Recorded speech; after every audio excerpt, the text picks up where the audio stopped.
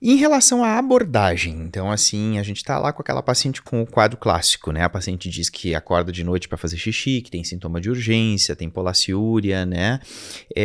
Como é que a gente vai abordar inicialmente essa paciente que tem sintomas característicos da síndrome da bexiga hiperativa?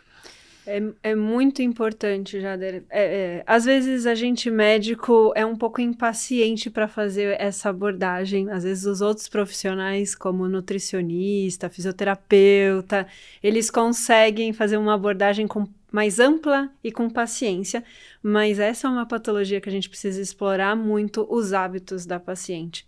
Em relação à ingesta hídrica, quanto que é de dia, quanto que é à noite, em relação ao que ela ingere, café, chás, qual é o tipo de chá, refrigerantes que são os gaseificados, chocolate, pimentas, condimentos. Esses dias eu descobri de uma paciente que ela ainda existe o suco de pozinho, né? Ela começou a dar risada porque ela sabia que era errada, né? Uhum. Então, sim, elas tomam suco, tomam. É suco natural?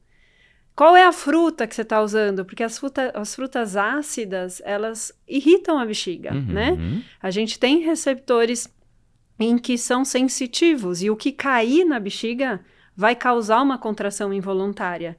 Então, a gente precisa tirar esses alimentos irritativos para tirar esse estímulo.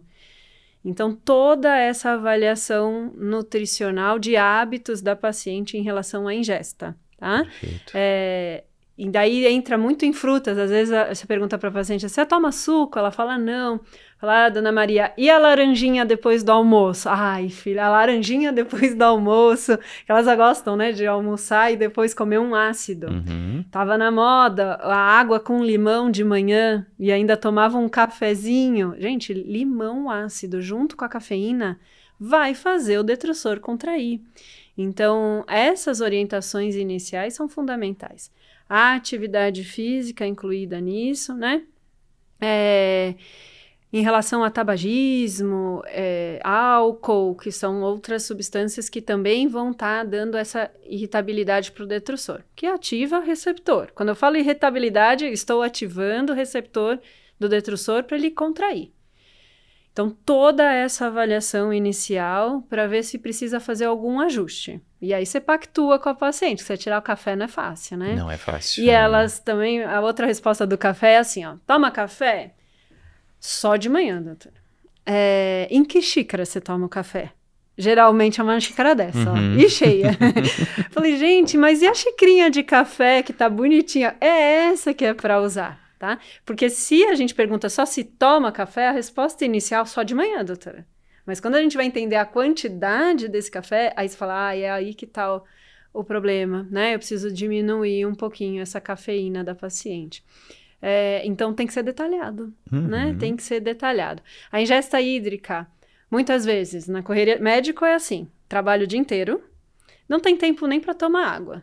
Aí vai fazendo as coisas, vai fazendo as coisas. Quando chega às 6 horas da tarde, tá com a boca seca. Vai fazer o quê? Tomar água. Vai fazer xixi que horas? À noite. Porque durante o dia não se hidratou, não tomou água, não fez, nem urinou, toma toda a água à noite e vai fazer xixi à noite. São coisas básicas, que às vezes é isso que a gente vai estar tratando já as pacientes, tá? Só de orientar o que come e que horas toma água. Só isso. Fiz essa abordagem que a gente chama de terapia comportamental. E nessa abordagem já está incluída a fisioterapia. A fisioterapia já entra nesse primeiro tratamento inicial de orientações e a fisioterapia, que são as cinesioterapias, contrações do músculo do assoalho pélvico, né? Em alguns casos, eletroestimulação vesical também. Ela já entra nessa primeira, junto. Que são procedimentos não invasivos e que já traz muita melhora clínica das pacientes, muitas. E depois, caso tenha falha, a gente entra aí para uma próxima fase de tratamento, né? Mas essa é a abordagem inicial. Importante, antes de entrar com essas orientações, a gente sempre afastar outras patologias principais, infecção de urina e uma diabetes. Pode ser também é mais difícil. E não vai chegar uma paciente na minha frente com urgência miccional e eu vou falar para ela, você tem um problema neurológico. Mas pode ser. Porque o estímulo sai do sistema nervoso central. Se eu tenho alguma patologia central, isso pode estar fazendo com que o detrusor funcione inadequadamente. Então, numa consulta, você precisa avaliar a marcha da paciente, a fala, se tem tremor de extremidade ou não, buscando muito nas antecedentes alguma cirurgia medular, porque eu posso ter uma hérnia comprimindo ali, refletindo na bexiga. E em algumas situações, o sintoma da bexiga, a urgência, pode ser um primeiro sintoma de alguma patologia neurológica. É lógico que eu vou tomar cuidado, eu não vou falar isso para paciente, mas só faz diagnóstico quem pensa. Claro. Uhum. Então, eu preciso buscar outros sintomas para tentar associar com uma urgência miccional. E isso é na consulta, e é isso que a gente questiona durante a anamnese, tá? Afastando tudo isso, terapia comportamental em relação à ingesta e em relação à fisioterapia. Ela faz todo esse tratamento inicial e retorna para que a gente esteja reavaliando, vendo se isso já solucionou a queixa da paciente ou se a gente vai precisar passar para uma segunda etapa. Perfeito. E como é importante essa questão comportamental, né? Porque às vezes a gente...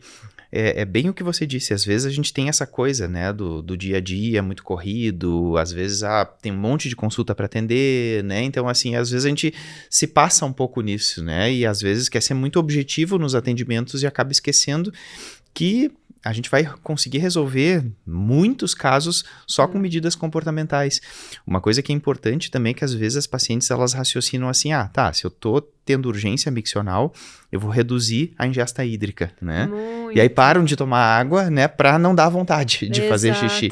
E não é isso que tem que ser feito, né? Porque aí você concentra a urina. Exato. Se você concentra a urina, o detrusor vai entender assim, eu preciso tirar isso daqui, né? E aí ele contrai, Exato. porque ativou os receptores sensitivos da bexiga pela urina concentrada. Então, reduzir a ingesta hídrica não vai melhorar os sintomas da urgência, porque está, de uma certa maneira, também ativando esses receptores, né?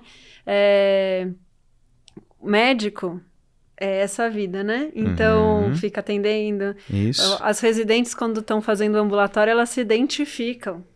E às vezes elas estão com uma garrafinha, eu falo assim, eu aposto que dentro dessa canequinha aí não é água que tem.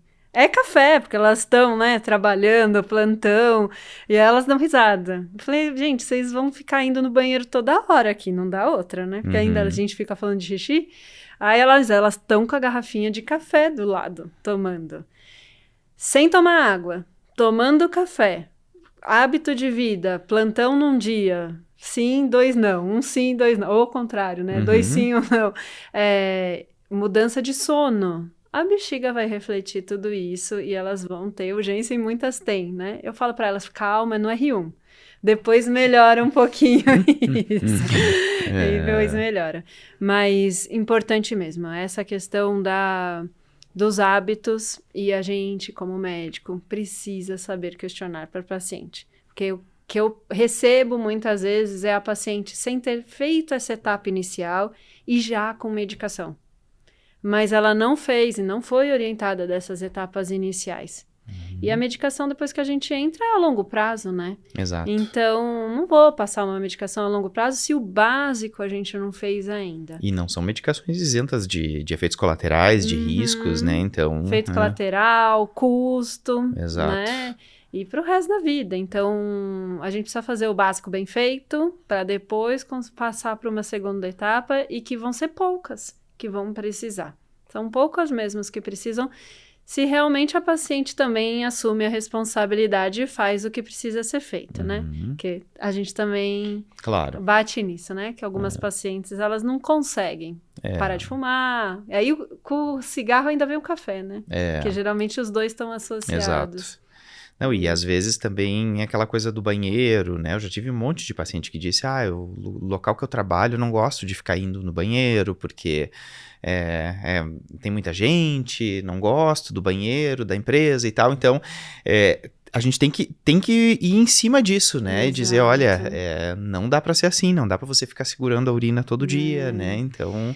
Você sabe que quem orienta muito bem é a fisioterapeuta, né? Uhum. Nossa, a fisioterapeuta orienta super bem a preocupação delas e que faz todo sentido até como a paciente senta. Porque a mulher, teoricamente, precisa sentar. Uhum. Só que nessas situações de sentar num hospital, num ambiente corporativo, que é muitas não sentam para urinar. Exato. Ficam se equilibrando. E nisso de se equilibrar, são duas musculaturas brigando. A do assoalho pélvico, que está contraída porque ela está se equilibrando, com o detrusor contraído. E isso muitas vezes pode levar a problemas a longo prazo. E a fisioterapeuta orienta muito bem isso. Tem que até botar a calça lá embaixo para urinar, né? Então, calça lá no pé, sentar, porque quando a gente relaxa o assoalho pélvico é que entra o estímulo do parasimpático para o detrusor contrair. Se a gente não relaxa, o parasimpático não entra direito. Aí são duas musculaturas que brigam. Então, essas orientações são fundamentais para que a gente comece um tratamento adequado. Maravilha, Simone. Acho que foi muito legal. Acho que a gente conseguiu aí conceituar, falar sobre a urodinâmica, que eu acho que é um tema que confunde muito, né, no dia a dia. Então, foi legal a gente ter esclarecido em relação a isso. E em relação a essas mudanças, esse tratamento comportamental, assim, eu acho que é super importante a gente discutir e trazer a importância disso, né, nas consultas. E isso que você falou, né, da fisioterapeuta, dos outros profissionais, aí a gente tem uma rede maravilhosa, né, de profissionais aí para trabalhar junto com a gente. Então, às vezes tem gente que diz, mas não adianta, no meu dia a dia eu não tenho como ficar pesquisando toda a vida da paciente. Encaminha para físio, que ela vai conseguir fazer um trabalho bem feito, né? Não deixa de encaminhar. Até para orientação nutricional, a gente não precisa ficar sozinha. Exato. Né? Então, às vezes tem paciente que é difícil, a gente precisa dar opções para ela. Então, chamar junto um nutricionista para que ele dê opções para a paciente, né? O que a gente precisa fazer é o alerta inicial. Pegar o que realmente pode estar ali alterando uma contração do detrusor e aí somar ferramentas, né? E quanto mais profissionais envolvidos, a qualidade do atendimento vai ser melhor. Então, um fisioterapeuta, uma nutricionista, são profissionais muito importantes para estar fazendo esse atendimento global da paciente.